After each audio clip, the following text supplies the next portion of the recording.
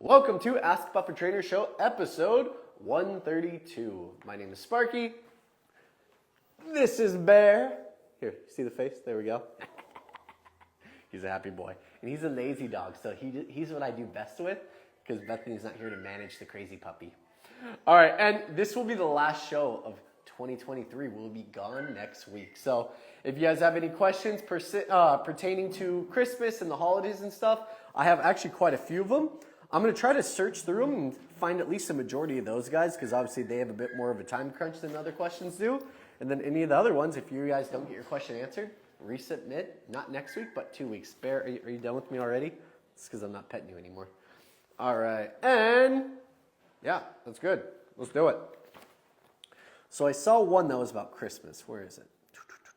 Where should I keep my puppy's crate when we have family over for the holidays? So normally I put my crate inside of the master bedroom, where I tend to be like when I sleep, but I almost never put a crate in the living room unless I'm purposely trying to acclimate them to sounds and noises and still allow them to settle inside the crate, which we don't usually do till they're maybe like 3 or 4 months in the crate and they're already sleeping in there for a majority of time.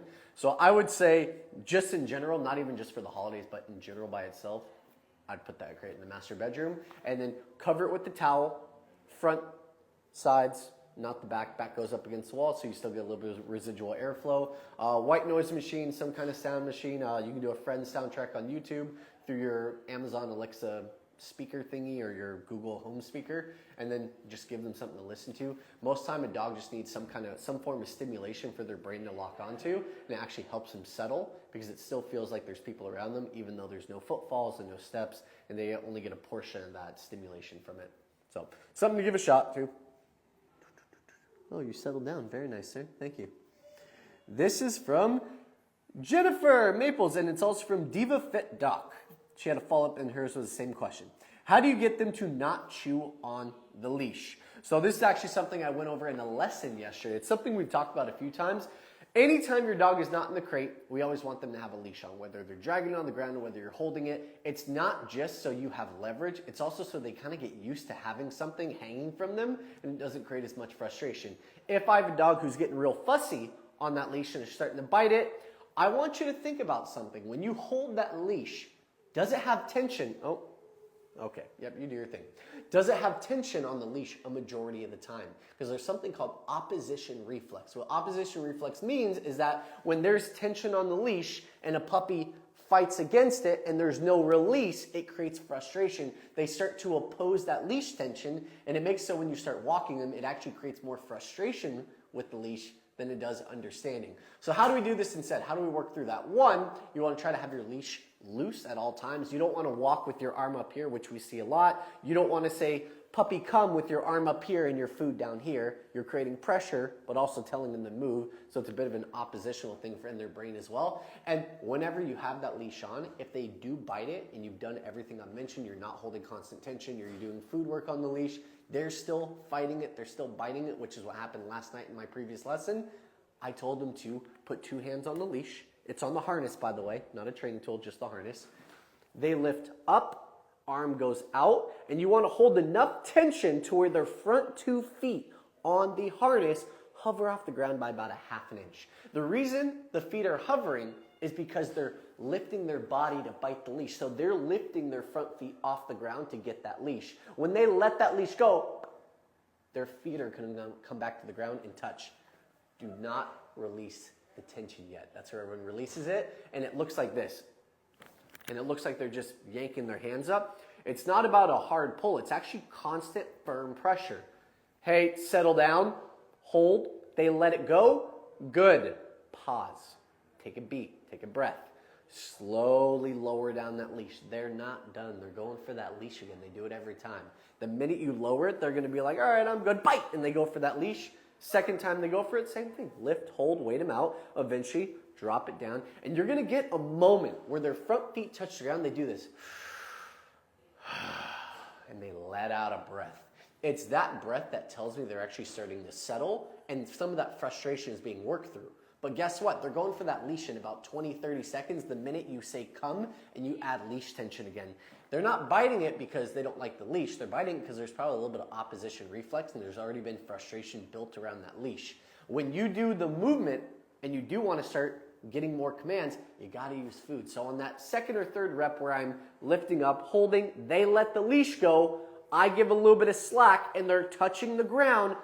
I always have a treat pouch on my hip because I'm doing a structure schedule. So my puppy's in the crate for a couple hours, coming out for 30 minutes to an hour for any puppy 4 months or younger. That means I've always got food on my hip for the 30 minutes to an hour that they're out of the crate. Because when I release that tension, hand is already in the pouch, food to the nose, puppy come, good treat. Puppy come, good treat. And I'll do like 5, 10, maybe even 15 repetitions of just fast-paced come. Because the fast-paced come allows that brain and all that frustrated energy to start working out of them. After about 10 to 15 repetitions, which only takes about 2-3 minutes of a 15-minute training session, then I start doing slower come.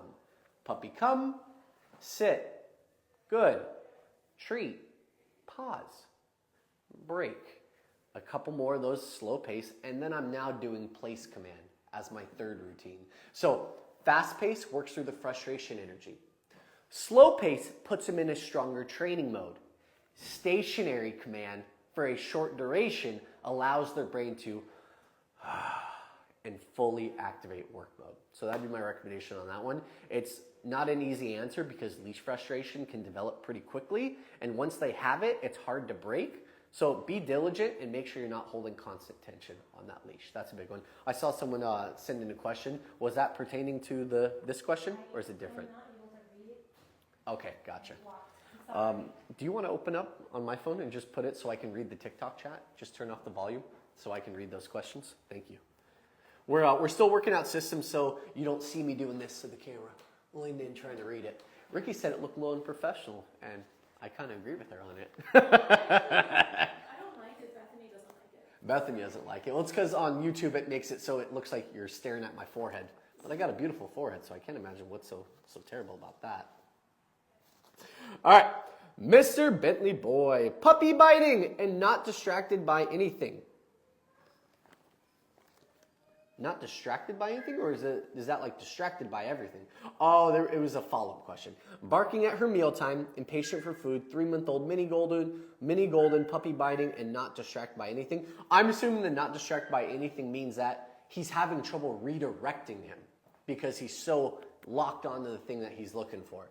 So barking at her mealtime, impatient for food, 3-month-old mini Goldendoodle. I am curious if your puppy's in the crate for mealtime and barking at her mealtime. Yep, even better. Okay, so I have a puppy. Let's talk about our 3 steps to our 3 stages of our free time window. We have walk and play, we have training, we have supervised separation. Anyone who's been on the show even a single time knows that I probably go over this every single time. I'm only going to go over that last part. So they've been on place or in their little playpen for the last 10-15 minutes for the supervised separation. They're starting to calm down a little bit. And now there's certain things that we do without realizing it that makes them build anxiety or overstimulation associated with that food. We feed them in the playpen. They're in clear line of sight of that food and where we keep it. And I'm starting to take out the bowl and I'm starting to fill up the bowl and wash the bowl and do all that jazz. And they're just what we call loading, which is stimulation overload. They're like, hey, that's food. I'm good. Pretty excited though. 10 seconds later, I'm so hungry. I got to eat right this second. 30 seconds later, bark, bark, bark, bark, demanding. Give yourself a break from that. So instead, put them in the crate. Let them chill for the 5 to 10 minutes it takes you to wash everything and get all the food set up. And they don't see it. They don't have an association to it. Because that crate is in the bedroom, it's covered, and they can't see anything. But then I have a lot of people that say, well, I don't want to feed my dog in the crate because they're messy. They spill some kibble, and I got a bed in there, and I don't want to get it all gross. It's okay to feed them in the playpen. They just can't be in there for the setup of the food. So at the end of that free time window, at the end of your supervised separation where they're calm, put them in the crate, cover it with the towel, close the bedroom door so they don't hear the clink, clink, clink of the bowl, walk downstairs, and then start setting up your food. Food bowl, get all that good stuff going. And then if I'm gonna feed them in the crate, I'm gonna mention that first because that's what we prefer, to feed the dog in the crate because you have a lot of easy ways of creating a boundary. I walk the bowl over to the crate. I open the crate door. They want to bolt out full. Oop, I hit the mic. Sorry. They bolt out full speed. No, close the door. They never actually bolt out because I don't allow them to even take a single step out of the crate before the crate door shuts, and it's kind of like they're stopping at a wall, backing off, somewhat settling. I open the crate door again. Most of the time I have to do it about 4 or 5 times in a row, especially for a new puppy who hasn't done it, because it takes about 2 to 3 minutes for them to take that breath. Momentary sit. Open the door, and maybe they're not sitting, but they're just standing there and waiting. Bear, I forgot you're even here, dude. Momentarily just standing there and waiting, but their stimulation's building. And I don't release them to get the food. That builds drive, and it makes it harder to do it later on. It also creates more barking, more frustration, more stimulation overload, because we're releasing the run to the bowl. I actually give it to them in the crate, break as I set it down, hands come away, close the crate door, cover it if they're easily distracted so they're only focused on eating that food, and it also takes a lot of pressure off dogs. What I've noticed a lot is a lot of owners are coming to me saying that my dog is growling at me when I get close to the food, and I ask why they're doing that, and they say, well, I try to pet him so he gets used to it. Guys, stop petting your puppies when they're eating food. All it does is create frustration and competition. You're making yourself competition for your dog, and yes, owners do get bit all the time for trying to pet dogs when they're eating, and it's unneeded stress, unnecessary. So I always say, put the bowl in there, cover it, let them do their thing. If I want to feed them in the playpen, it's similar, but it's going to be more difficult because they're in the playpen. I need to get a sit from them. I need to be able to lower that bowl about maybe 6 to 8 inches off the ground because it's easy to lift it and move it if they stand up, and it's easy to then, as I drop it on the ground, I'm not dropping it, pausing, and then giving the break for a brand new puppy not even used to this. I'm dropping it at the same time as it hits the ground, break, and then I step back and let them eat. Not fast, obviously, but break, and then I step back. They get to eat their food, and there's no extra pressure that I'm giving them, and they're still sitting momentarily waiting for the food. Did that answer all of it? I think that did. Puppy biting, not distracted by anything. Puppy biting is leash, guys. That's the biggest one. So if I have a puppy who's biting me a lot, I attribute it to a few things. Usually they're not getting enough sleep, so they might be cranky. They've either been out of the crate for too long, usually for a young puppy, I think she said 3 months old. Yeah, 3-month-old mini doodle, mini golden. That is literally like 30 minutes of free time at a time. I do an hour and a half in the crate, 30 minutes of free time, because that brain can't really stay awake for that long. And puppies that age should be sleeping about 16 to 20 hours a day. I know it seems like a lot, but I want you to think of it as anyone who has children, it's your infant. Your infant sleeps all day long. They literally just wake up to eat and poop and a little bit of caring and playing. But for the most part, they just pretty much sleep all day long. They need that to stay well-rounded and regulated so you don't get a lot of that frustration biting and things like that. And also, if you are still getting that biting, I want you to think of that leash technique I mentioned for the other dog who was biting at the leash. It's not the exact same thing, because a 3-month-old puppy, we don't really give hard nose or anything like that. If I was getting a lot of biting, it would be a gentler, hey, settle down, a little bit of pressure up and away, so I create some space. Good. Drop, like drop the leash down. Food. Guide. The puppy biting is much more firm. No, hey, settle down. That's like the tone I use for it. This other one, for a little itty-bitty puppy who's just nipping, I'm like, hey, settle down, settle down. Puppy, come, play, sit, good, yeah, and then we could have some fun. Also think about, a lot of puppy biting comes from when we pet them. We have a saying here at Puppy Academy, it's what you pet is what you get. It actually was made by Josh, but we just love it so much that we've kept using it for about 7 years now. What you pet is what you get. If I have a puppy on my lap, look at Bear right here. Can't see him? You can kind of see him. He's chilling, he's dead asleep. I could easily do like a deep pressure massage. Kind of perked up a little bit, but he's just checking me out, seeing what I'm doing, but he's really calm. In about a minute or two, he's going to get up and get excited. The minute that happens, and I feel him getting close to that, I'm like, okay. I ended it on a good note. I ended it without getting nipped, without getting bit, without getting jumped on. And I kept him in a calm, neutral state. Maybe curious why I'm not petting him anymore, but he stayed in the calm state. So you only pet a puppy who's calm and relaxed, which, no, we don't get many moments like that a day. Oh, okay, he laid back down. Yeah, that's right. So we don't get many moments of calm with most puppies in our house. I get it, it's true. The more training you do, the more mental exercise you do, the more calm you'll get, which means the more opportunities you'll get to pet your puppy.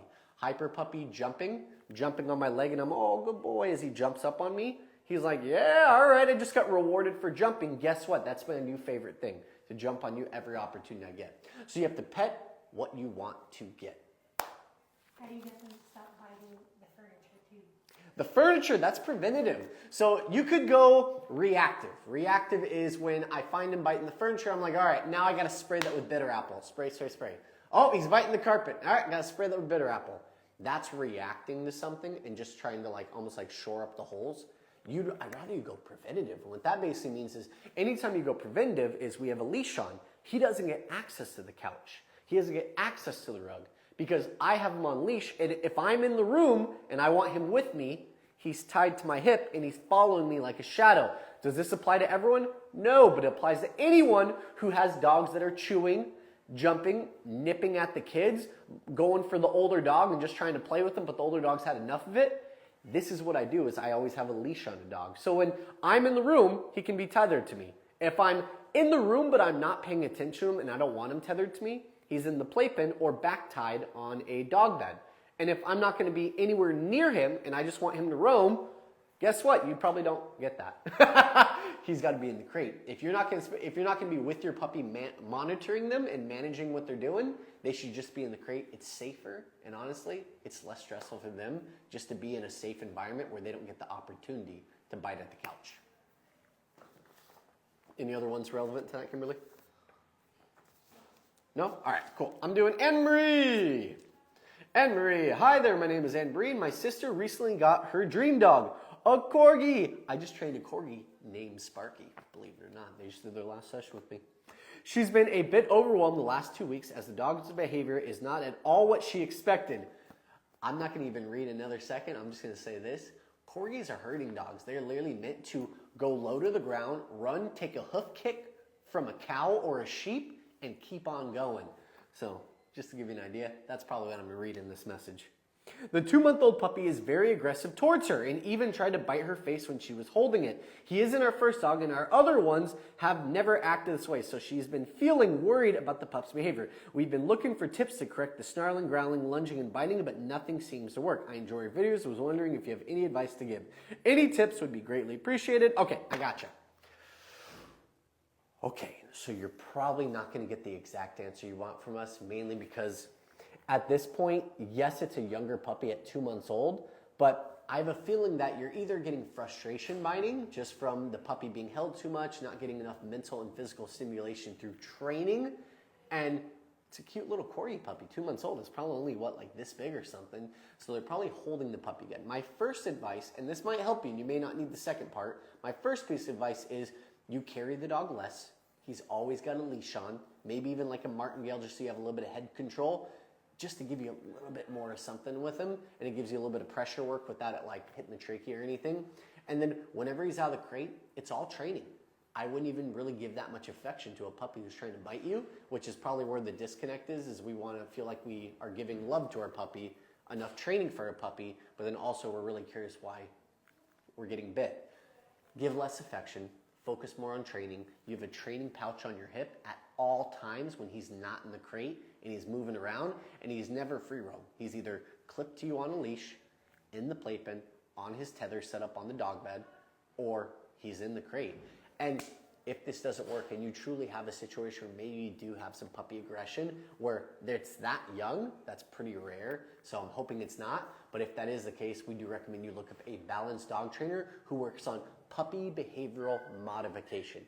Puppy behavioral modification in your area. If you are in our area, please reach out to us with a private message and maybe we can send you a referral.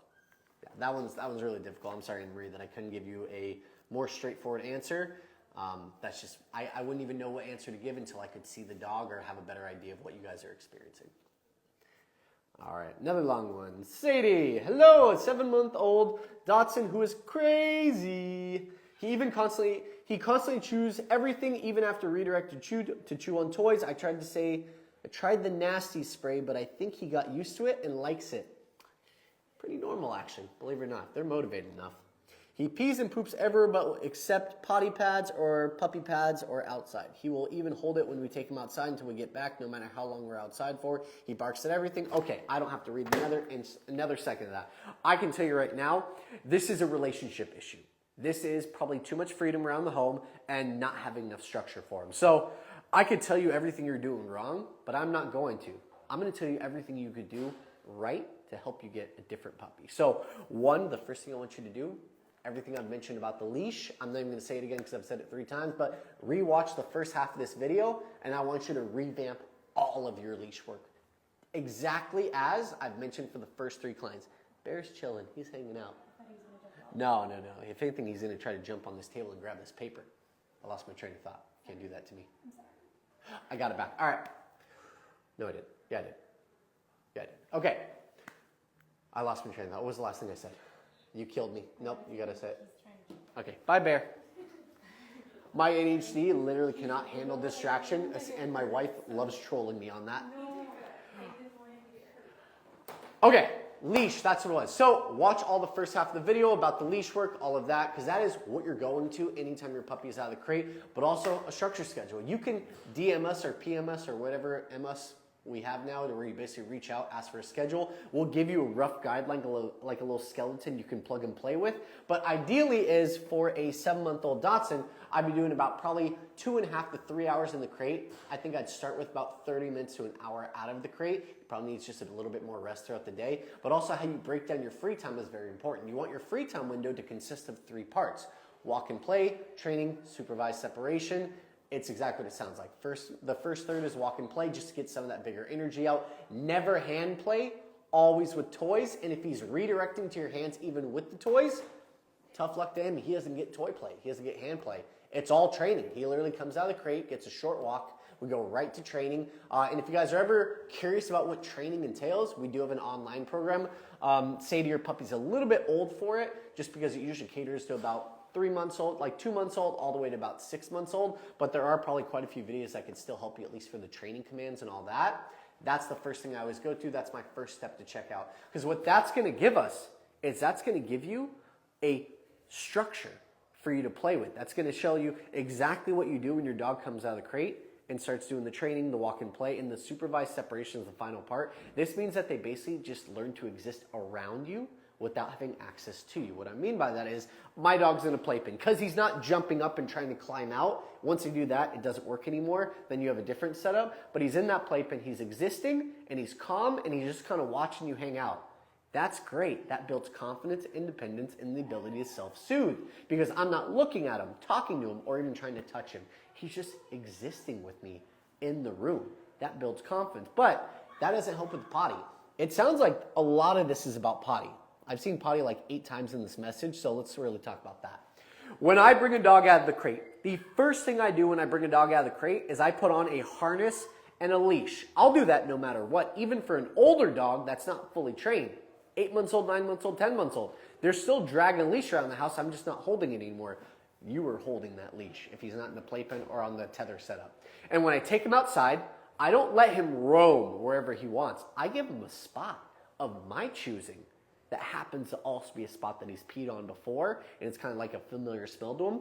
I walk to that area, I pause before I release him, break, which is our release word, command to release from another command, break, it's like okay and free, break, let him give him a chance to go potty, and I stand like a tree for 1.5 to 2 minutes without moving. He can go left, right, forward, back flip, front flip, I don't care, but he's got to stay in that little area. If he does not go pee within 1 to 2 minutes, you got a tough job ahead of you. And it sounds like, Sadie, you've already had a tough job. This might give you a little bit of relief. That's when I want you to actually take him back inside and put him back in that crate. 10, maybe 15 minutes. Though a 7-month-old puppy, maybe like 15 to 20 minutes, maybe 15 to 30 minutes. He might just need to hold his bladder in an enclosed space for a little bit longer before going back out. Because after that 15 to 20, 15 to 30, 15 to 25, whatever you're doing, you're going to take him back outside on leash to that exact same potty spot. Give him about 1 to 2 minutes again. He pees, good boy, good potty. We bring him inside and give him that free time that I mentioned. He does not pee, back to the crate. We had a dog named Gunner about maybe 5 years ago, and this dog would literally need to go out about 8 times in a row over 2 hours, 3 hours, and then he would eventually go pee.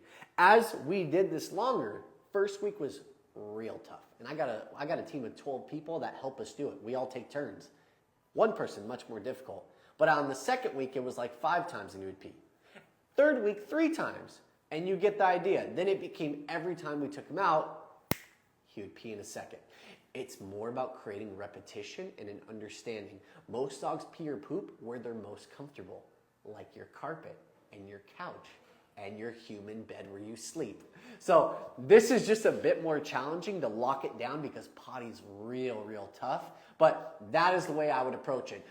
It's also totally fine to get like a little outdoor playpen, and you don't want to make it a 5x5. You want to condense it to a little 1.5 or 2 by 2, where you make it the smallest square it could be. I put a potty pad in that, or a turf like the AstroTurf, the plastic grass. I'll put that inside of it. I like to go to Home Depot, get a 50-foot roll of it for about $35, $40, which is how much a single replacement costs if you go to your local pet store and get one of the ones that they've already cut that goes on the tray. You can buy the tray, get the replacements yourself, and for rainy days, like it's pouring right now in our area, or at least it was. I'll put that little pad out, I'll put the playpen around it, and I'll put my dog inside of it, and it's gonna sound ridiculous. I still want you to hold that leash in your arm. Your puppy's gotta get used to it. You holding a leash and them feeling limited. I wait 1 to 2 minutes and I look ridiculous to all my neighbors, but it's okay. We don't have shame when we're dog trainers. We just wait.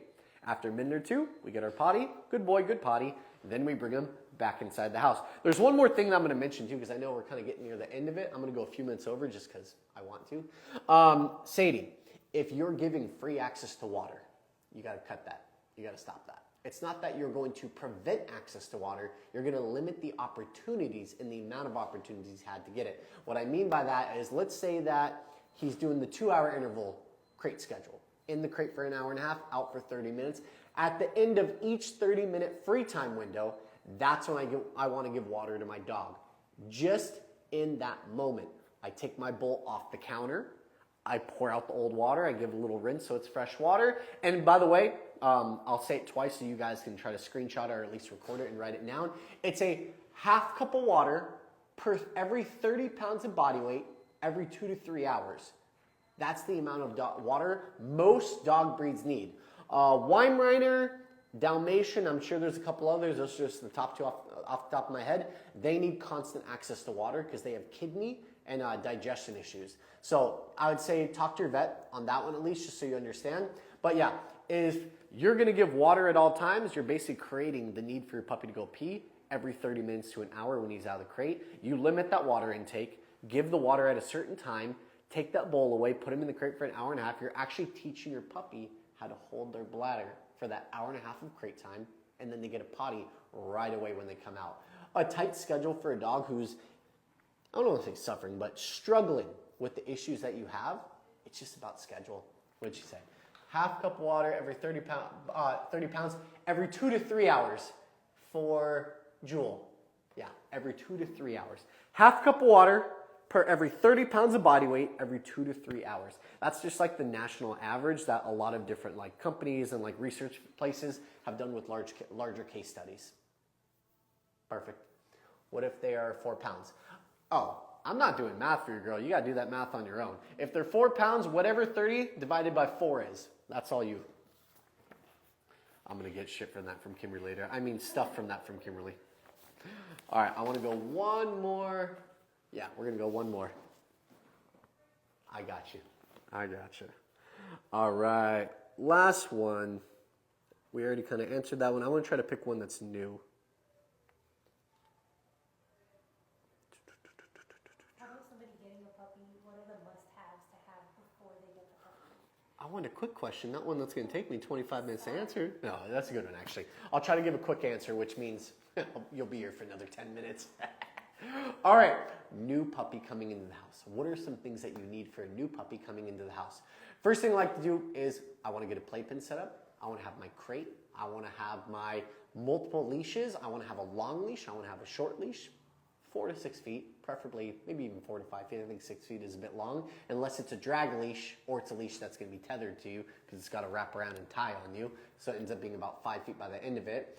You need to have a schedule already in place. You got to have your treat pouch, your food, your kibble, all your stuff ready.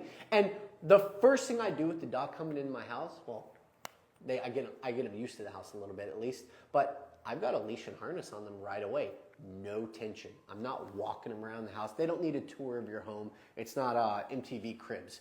All you're looking for is to have that leash on and just do simple food work. Online school, Puppy Academy Online also has a lot. That's really what we tailor to, is brand new puppies coming in your home. Come back to climbing. Oh, you're cute, Sarah. Thank you. I will come back to rock climbing very soon. But yeah, you are literally going to take your food with your little puppy on the leash with no tension and just literally get them to follow the food. Food to the nose, lure their focus a step or two, good treat. Food to the nose, lure them a couple steps, good treat. I'm not calling them. I'm not telling them to go away. I'm literally taking my arm and I'm doing this with my arm back and forth, side to side, just so they start learning how to follow the food with their nose. Good, food. Good, food. Over and over and over. And then you can turn that into puppy's name, food to the nose, eye contact, good treat. Puppy's name, good treat. Puppy's name, good treat. And then our relationship building exercise.